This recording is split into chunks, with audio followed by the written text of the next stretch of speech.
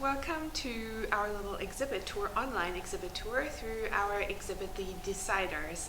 My name is Friederike Schulte and I'm the director of the Carl-Schurz-Haus, and I'd like to introduce you a little bit to the concept of the exhibit. And since we're closed right now due to the COVID situation and cannot invite you to look at the imagery, normally we'd show this exhibit until the end of December. We're opening longer until the end of January if we're allowed to open again in January. Otherwise, please just enjoy this video and the images by Patrick Cavan Brown. I'm really glad that this exhibit has stuck around longer than it was intended to, as it has given me more time to actually look at the photos. He's a freelance photographer. He lives in a van that is also his photo lab where he can develop film, and he travels with his dog Buddy from place to place within the US right now. I found him online in a political article about the 2020 elections, about voters in the swing states, and he also focused mainly about senior citizens, and I thought that would be a really nice concept for us to show the images in the election season 2020.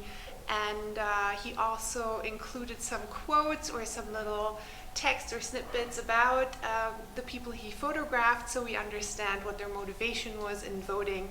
Some of these images focus on the midterm elections as well. This is one of two pictures that I would like to share with you today. And you can see you have three individuals here, and they're at the polls and they're casting their ballots. I myself am a 36-year-old American woman, and I have never voted in person. I have always voted, but I've never voted in person. I have always sent in a mail-in ballot, either because I was away at school or living abroad.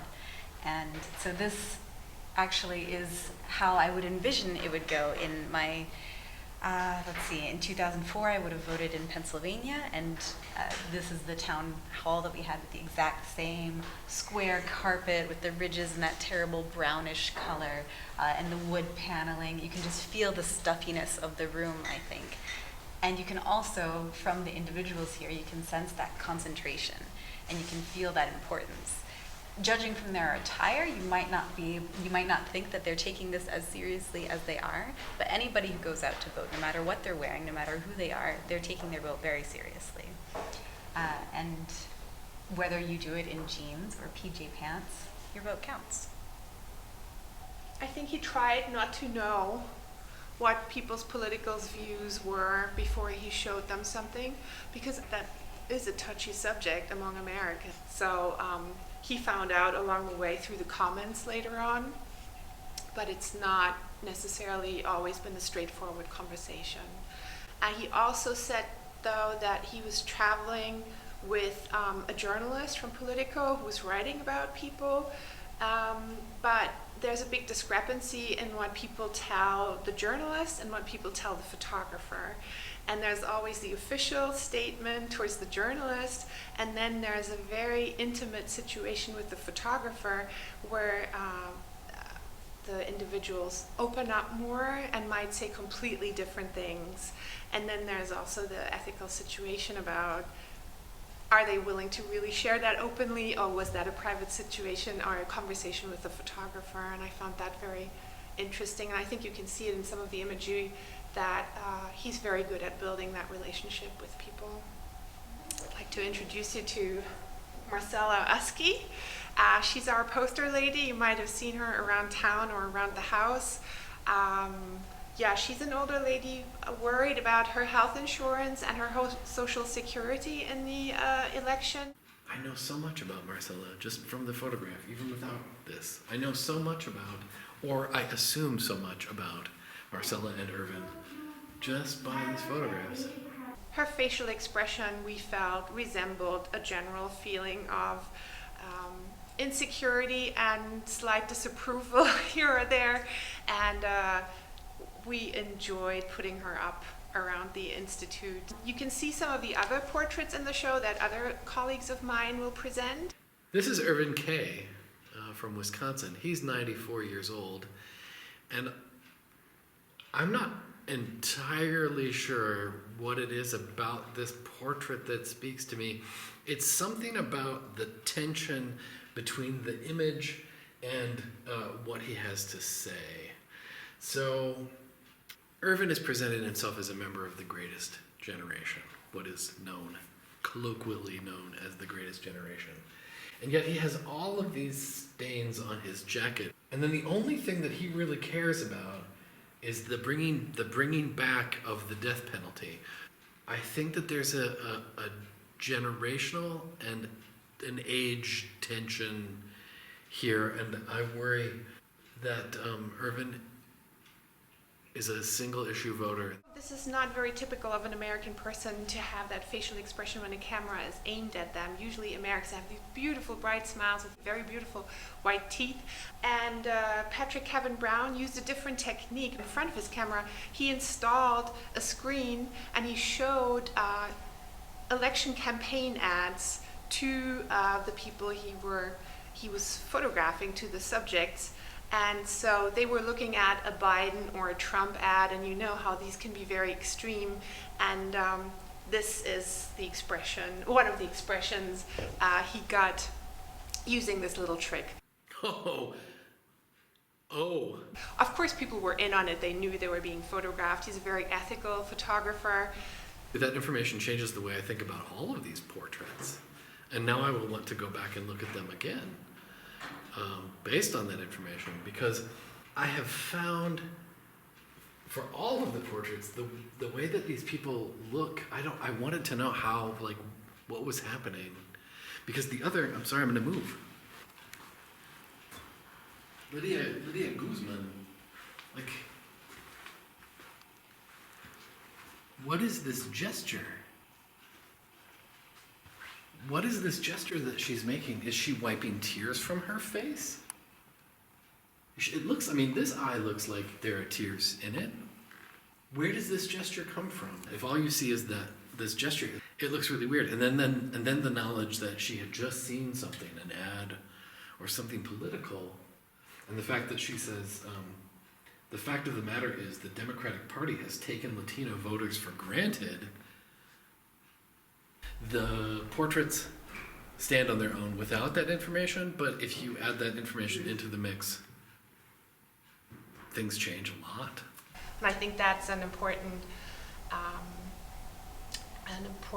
essence that he captured as well, that all these people in this exhibit are Americans, and in some cases you don't know how they voted, so the subtitles sometimes don't tell you.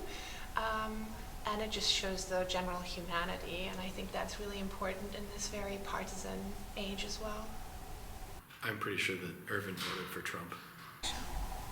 I can't judge a lot from the face, but I feel like maybe, of course, disappointment was happening in the election, but I feel like it's better just to have it over now with all the tension and the stress that he probably went through.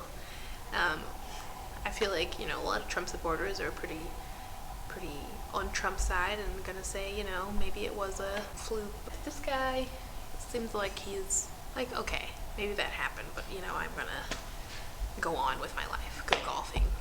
My guess is that Irvin would say, President-elect, that he doesn't believe that it's true, that he is part of the MAGA thought process that says it was stolen, it being the election. And in some cases, I think it's important to let the image speak and let the viewer decide what kind of conclusion they come to if they do, and not give them a kind of judgment or subtitle with it. Yeah. He gave us a very wide selection of images to choose from, not just from the swing states like Pennsylvania and Wisconsin, where Madison is our sister city, and some of the other states. He also wanted to include others, and it was very hard picking imagery because they're all very strong and very authentic. And then I picked some images that he didn't want included, because then he told me about how these images were made, and he said they're staged and I don't want any staged images. It was a lovely connection we made to someone who was very bipartisan or very non-political about the people he photographed. There are Trump supporters, there are Democrats in here, people with different backgrounds, Hispanics, And it's giving you a great picture of what America is, and I hope you enjoy it. Yeah, so I chose this photo because when I was walking through and looking at all the photos initially, this one really stuck out to me because it took me completely back to Michigan summers. This one is actually in Ohio, but I think Ohio is somehow part of the lower half of Michigan, as we would joke in Michigan. And yeah, it just took me back to those summer days, going to fairs, going to county fairs, the smells, the sounds, everything about it.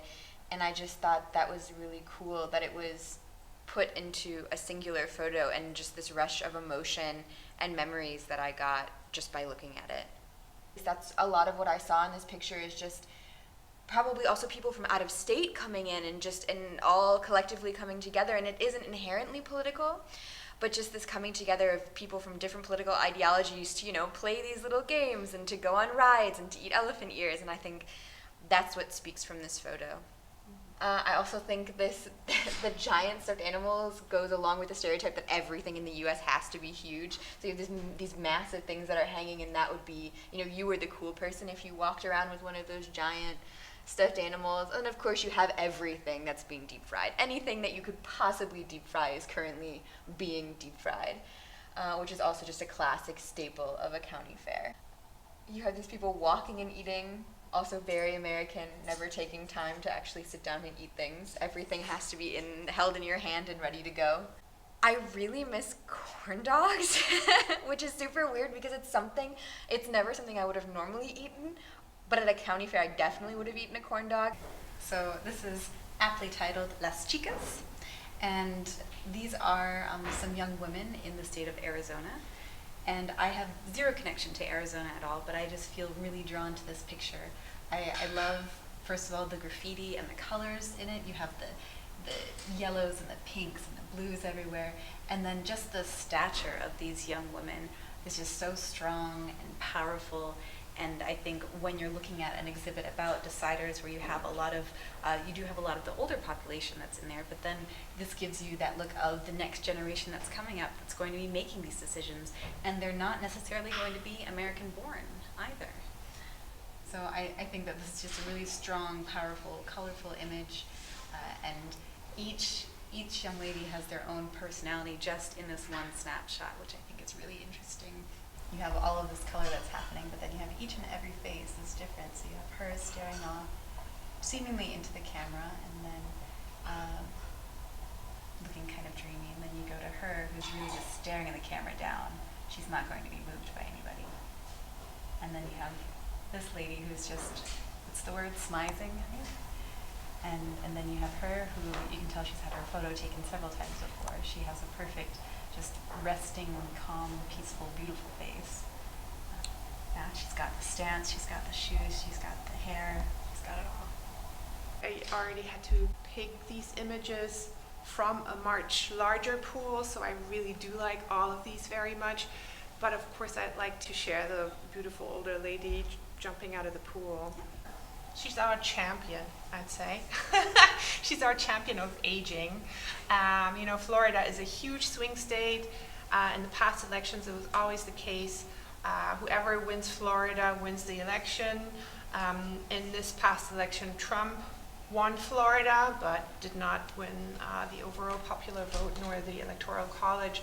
Patrick Cavan Brown spent a long time in Florida with senior citizens, snowbirds, or people who actually moved down there forever in a place called the Villages, and I think he said there live around 125,000 elderly people, and in a conversation I had with him, I said to him, that must be just awful, all these old people together, and he said he had the most fun in a long time, and it's like a huge amusement park, and people are very energetic and they're very active, and there's all sorts of stuff for people to do.